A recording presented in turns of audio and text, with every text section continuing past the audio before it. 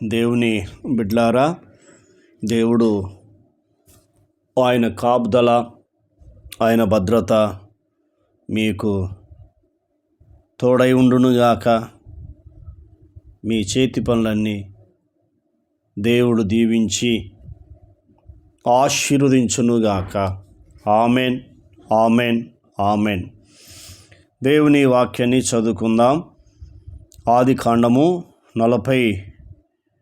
43వ అధ్యాయము 23వ వచనాన్ని చదువుకొని ధ్యానించుకుందాం. అందుకతడు, మీకు క్షేమమవునుగాక, భయపడకుడి. మీ పితరుల దేవుడైన మీ దేవుడు మీకు మీ గోనెలలో ధనమునిచ్చును. ఇక్కడ ఈ ఆదరణకరమైన మాటలు మోషే ద్వారా దేవుడు రాయించాడు. ఈ మాటలు యోసేపు తెలియపరుస్తున్నాడు. తన యొక్క అన్నలతో ఈ మాటలు మాట్లాడుతూ ఉన్నాడు.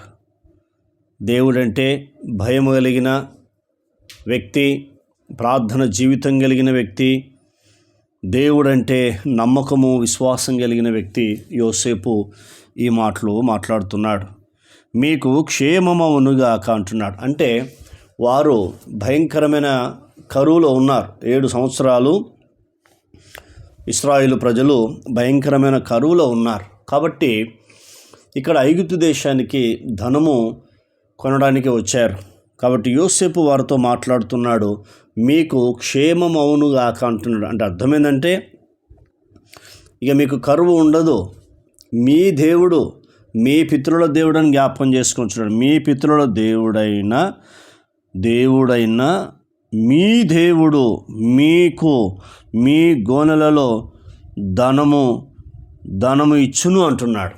మీ గోనెలలో మీ దేవుడు మీకు ధనాన్ని ఇస్తాడని వారికి ఈ మాటలు తెలియపరుస్తున్నాడు. నిజమే. అందుకే 23వ కీర్తన 6వ వచనము దావీదు మాట్లాడుతున్నాడు, నేను చిరకాలము యెహోవా మందిరంలో నివాసము చేసేదను, ఆయన కృపా క్షేమములు నా వెంట వచ్చును అంటున్నాడు. అంటే నా జీవిత దినములన్నీ కృపాక్షేమములు నా వెంట వచ్చును అని దావీదు చెప్తున్నాడు. యెహెజ్కేలు గ్రంథము 36వ అధ్యాయము 29వ వచనము, మీకు కరువు రానియక ధాన్యమునకు ఆజ్ఞ ఇచ్చి అభివృద్ధి పరుస్తును అని దేవుడు ఇశ్రాయేలు ప్రజలకు వాగ్దానం చేస్తున్నాడు. వాగ్దానం చేస్తున్న దేవుడు ఎలాంటి దేవుడు? నమ్మదగిన దేవుడు, సహాయం చేసే దేవుడు, ఆదరించే దేవుడు, కాపాడే దేవుడు. కాబట్టి ఈ వాక్యము దేవుడు మీతో మాట్లాడుతున్నాడు, నాతో మాట్లాడుతున్నాడు. కాబట్టి ఇక మీకు కరువు ఉండదు. దేవుడు మీకు క్షేమము కలుగజేసి మీలో ఉన్న భయాన్ని తొలగిస్తున్నాడు. కాబట్టి ఆయన మీద ఆధారపడాలని కోరుతున్నాను. భయపడకుడి అంటున్నాడు. మీకు క్షేమమవునుగాక, భయపడకుడి అని చెప్తున్నాడు, ధైర్యపరుస్తున్నాడు. నిజమే. ఇలాంటి తమ్ముడు, ఇలాంటి అన్న మన కుటుంబాల్లో, మన సంఘాల్లో, మన సమాజంలో, మన ప్రాంతంలో ఉంటే కరువు ఉండదు. ఎందుకంటే ప్రార్థనపరుడు, ప్రార్థన వీరుడు, విశ్వాస వీరుడు. ఎన్ని శ్రమలు, ఎన్ని బాధలు, ఎన్ని కష్టాలు వచ్చినా కూడా దేవుని వైపు చూస్తూ, దేవుని మీద ఆధారపడుతూ శ్రమలు జయించాడు, తన శరీరాన్ని జయించాడు, సైతాన్ని జయించాడు.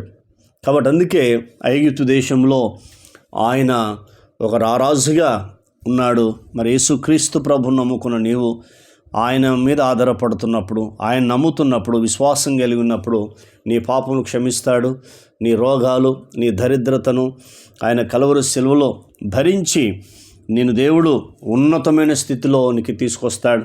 అద్భుతమైన దేవుడు, ఆశ్చర్య కార్యాలు జరిగించే దేవుని నమ్ముకున్నాం. కాబట్టి మీకు క్షేమమునుగాక, మీరు కూడా భయపడకూడని దేవుడు మీకు వాగ్దానం ఇస్తున్నాడు. ఈ వాగ్దానం ఎత్తిపట్టి ప్రార్థన చేయమని కోరుతున్నాను. పరమ తండ్రి, అయ్యా నీకు వందనాలు చెల్లిస్తున్నాం. మీరు మాతో మాట్లాడుతూ వచ్చిన మీ లేఖన భాగాన్ని బట్టి మీ కృతజ్ఞతలు. ఈ లేఖన భాగము అయ్యా మాతో మాట్లాడు. మీకు క్షేమమవునుగాక, భయపడకూడని అయా తండ్రి నీకు స్తోత్రాలు చెల్లిస్తున్నాం. అయా నేను మీకు సమృద్ధిగా ధనము ఇచ్చేదను అని చెప్పిన దేవుడు మీకు స్తోత్రాలు చెల్లిస్తున్నాం. మీ నామానికి నిరంతరం మహిమ కలుగును గాకని అడుగుచు, అయా తండ్రి మా జీవితంలో క్షేమాన్ని సమృద్ధిని మీరు అనుగ్రహించి నీ నామానికి మహిమ తెచ్చుకున్నందుకు కృతజ్ఞతలు చెల్లిస్తూ యేసు నామంలో పొంది ఉన్నాం తండ్రి. ఆమెన్. దేవుడు మనందరిని దీవించి ఆశీర్వదించునుగాక. Amen, amen, amen.